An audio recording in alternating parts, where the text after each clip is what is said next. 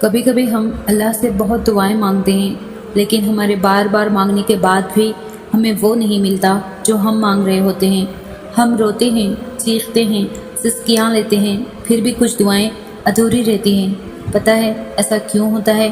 کیونکہ جو ہم مانگ رہے ہوتے ہیں وہ ہمارے لیے بہتر نہیں ہوتا۔ قرآن میں اللہ فرماتا ہے کہ ایک چیز کو تم برا خیال کرتے ہو وہ تمہارے لیے اچھی ہے، اور ایک چیز کو تم اچھا خیال کرتے ہو وہ تمہارے لیے بری ہے۔ اسی لیے تم نہیں جانتے، میں جانتا ہوں۔ اللہ کی مصلحت اللہ ہی بہتر جانتا ہے۔ اگر کوئی بچہ اپنی ماں سے کہے کہ وہ آگ میں چھلانگ لگانا چاہتا ہے تو کیا ماں اسے چھلانگ لگانے دے گی؟ نہیں نا۔ پھر وہ تو رب ہے جو آپ سے 70 ماؤں سے بھی زیادہ محبت کرتا ہے، آپ کو کیسے وہ چیز دے دے جو آپ کے لیے بہتر نہیں ہے؟ اسی لیے اللہ پر یقین رکھیں۔ جو دعائیں قبول نہیں ہوئی وہ اللہ نے آپ کی آخرت کے لیے سنبھال لی ہے۔ جو ہے اس پر شکر کریں، اور جو نہیں ہے اس پر صبر کریں، اور انشاءاللہ جلد ہی آپ کا رب آپ کو اتنا دے گا کہ آپ خوش ہو جائیں گے۔ جب انسان سب کچھ ہار کر اللہ کی طرف بڑھتا ہے نا، تو اللہ اسے دگنی تیزی سے اس کی جانب بڑھتا ہے۔ پھر رفتہ رفتہ دل کی کیفیات بدلنے لگتی ہے، درد سکون میں بدلنے لگتا ہے نا، معلوم سی سکون کی کیفیات روح میں اترنے لگتی ہے، مصلحتوں کی اور حکمتوں کی سمجھ آنے لگتی ہے، زندگی پھر سے محسوس ہونے لگتی ہے۔ پھر عرش سجایا جاتا ہے، صبر کے صلے کا تحفہ تیار کروایا جاتا ہے۔ پھر فرشتے بھی سوال کرتے ہیں کہ یا اللہ یہ تیاریاں کس لیے؟ کون سا مہمان آ رہا ہے؟ تو بتایا جاتا ہے آج میرا بندہ کئی برسوں کی تھکن کے بعد، کئی ندامتوں کے بعد مجھ سے صلح کرنے آ رہا ہے۔ پھر وہ ہمارا انتظار کرتا ہے۔ پھر ہم جب اس کی بارگاہ میں پہنچتے ہیں، اس کی مہمان نوازی میں جو سجدہ کرتے ہیں وہ معمول کے سجدوں سے بہت الگ ہوتا ہے۔ نم آنکھیں اور سسکتے ہونٹ اس سکون کا منظر بیان کر رہے ہوتے ہیں جس کے بعد کبھی غم نہیں آتا، بس پھر اس نے تو تھامنا ہوتا ہی ہے، اس کو تمہارے لوٹ آنے کا انتظار جو رہتا ہے۔ پھر صلح بھی ہو جاتی ہے اور محبت سے بھی نواز دیا جاتا ہے۔ توکل معجزوں کا دروازہ ہے، ایسا دروازہ جس میں بے یقین لوگ کبھی داخل نہیں ہو سکتے۔ تمہارا مقدر تمہارے اپنے ہاتھ میں ہے، زندگی کو پرسکون اور بے سکون تم خود ہی بناتے ہو۔ تم وقت کے ساتھ نہیں چلتے ہو، بلکہ جہاں جو حادثہ روک دے وہیں تمام عمر ٹھہرے رہتے ہو۔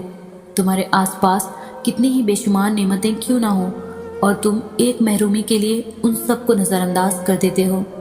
تم سوچتے ہو دعا مانگنا چھوڑ دینا یقین اور صبر ہے، مگر حقیقت اس سے بہت مختلف ہے۔ یقین تو وہ ہے جب کچھ نہ ہونے کے بعد بھی دعا کے لیے ہاتھ اٹھائے جاتے ہیں۔ صبر تو وہ ہے کہ دل کے تڑپنے کے باوجود معاملات اللہ کو سونپ دیے جاتے ہیں۔ ہاں ایسا کرنا آسان نہیں ہوتا، مگر ہاں ایسا کر لینے کے بعد آسانیاں ہی آسانیاں ہوتی ہے۔ پھر کیوں پریشان ہوتے ہو؟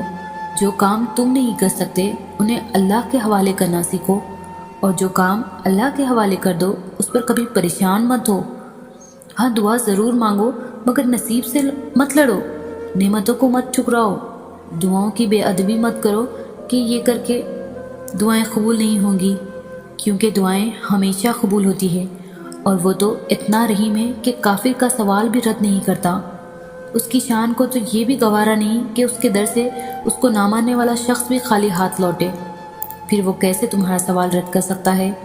وہ کیسے تمہاری آواز کو انسنا کر سکتا ہے جب تم اسے بار بار پکارتے ہو؟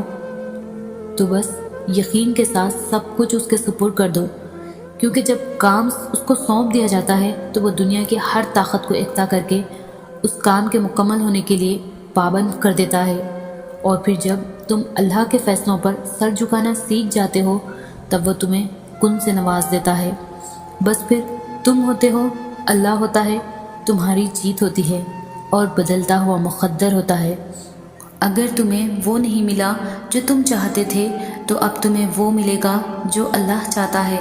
اللہ نے تم سے کچھ لیا ہے تو یقین رکھو، انتظار کرو اس وقت کا جو تمہیں اس سے بڑھ کر دے گا جو تم نے کھویا ہے۔ اگر تمہیں تمہاری محبت نہیں ملی تو اب تمہیں وہ محبت ملے گی جس کا انتخاب اللہ نے تمہارے لیے کر رکھا ہے، اور اللہ کے انتخاب سے زیادہ خوبصورت انتخاب نہ میرا ہو سکتا ہے اور نہ تمہارا اور نہ ہی کسی اور کا۔ ایسی محبت جس میں کوئی تکلیف نہیں ہوگی، جسے پا کر تم اللہ کا شکر ادا کرو گے، ایسی محبت جس نے تمہارے لیے چن رکھا تھا۔ اللہ کبھی بھی اپنے بندے کو بہتر دیے بغیر کچھ واپس نہیں لیتا۔ ایک ہاتھ خالی کرتا ہے، دوسرے ہاتھ میں دگنی چیزیں عطا کرتا ہے۔ جو تمہارے نصیب میں نہیں ہوتا اس کا خیال بھی نکال دیتا ہے، اور جو نصیب میں لکھ دیتا ہے اس کے لیے کہیں نہ کہیں دل میں محبت بھی ڈال دیتا ہے۔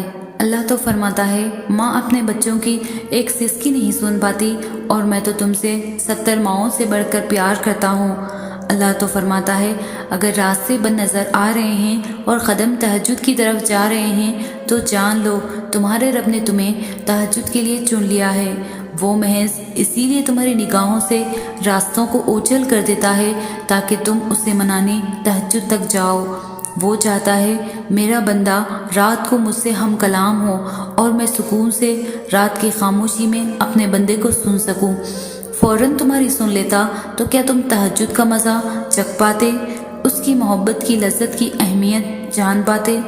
وہ فرماتا ہے، تم سے کس نے کہہ دیا میں بے خبر ہوں تم سے؟ میں تو تمہارا آسمان کی جانب منہ پھیر پھیر کر دیکھنا بھی دیکھ رہا ہوں۔ وہ فرماتا ہے، کہہ دو میرے بندوں سے جا کر جنہوں نے اپنی جانوں پر ظلم کیا، اللہ کی مدد قریب ہے۔ اللہ کے دسترس میں تو ایسا کچھ بھی نہیں جو ممکن نہ ہو۔ وہ تہجد تک لے کر ہی اس وجہ سے آتا ہے کہ اپنی من پسند عبادت سے تمہاری چاہت تمہیں دے سکے۔ جب تم یقین کامل رکھتے ہو پھر وہ دینے کے لیے اسباب پیدا فرما دیتا ہے۔ دعائیں ہمیشہ ہوتی ہے، دعائیں مانگی ہی اسی لیے جاتی ہے کہ وہ قبول ہوں، اور وہ قبول بھی ہوتی ہے، لیکن وقت پر بس انتظار درکار ہے۔ دعائیں نظر سے اوجھل ہوتی ہے، کسی کو دکھائی تو نہیں دیتی اور نہ سنائی دیتی ہے، لیکن جب قبولیت ہوتی ہے تو دکھائی بھی دیتی ہے اور سنائی بھی دیتی ہے۔ دعا صبر مانگتی ہے، انتظار مانگتی ہے۔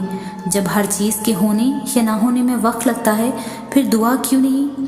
یہی تو بات ہے، انسان نہ صبر سیکھتا ہے اور نہ انتظار۔ اللہ کی رحمت سے مایوس نہ ہو۔ وہ فرماتا ہے، تہجد کا سجدہ ہر کسی کو نصیب نہیں ہوتا۔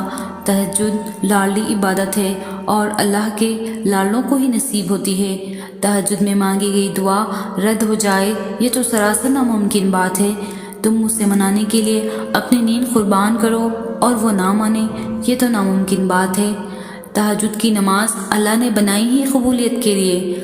اگر وہ کوئی دعا تمہیں تہجد تک لے گئی ہے تو جان لو تمہاری دعاؤں کی قبولیت ہو چکی ہے۔ وہ فرماتا ہے، یہ سختی کچھ دیر کی بات ہے، تم صبر کر لو، صبر کرنے والوں کو اللہ پسند کرتا ہے۔ وہ فرماتا ہے، شکر کرو، میں شکر کرنے والوں کو ان کے گمان سے بھی زیادہ دیتا ہوں۔ وہ فرماتا ہے، جو دعا تم تہجد میں مانگ رہے ہو حقیقت میں تو وہ دعا کب کی قبول ہو چکی ہے۔ وہ دیر وقت اسی لیے کر رہا ہے تاکہ تمہارا اس سے دعا کا رشتہ برقرار رہ سکے۔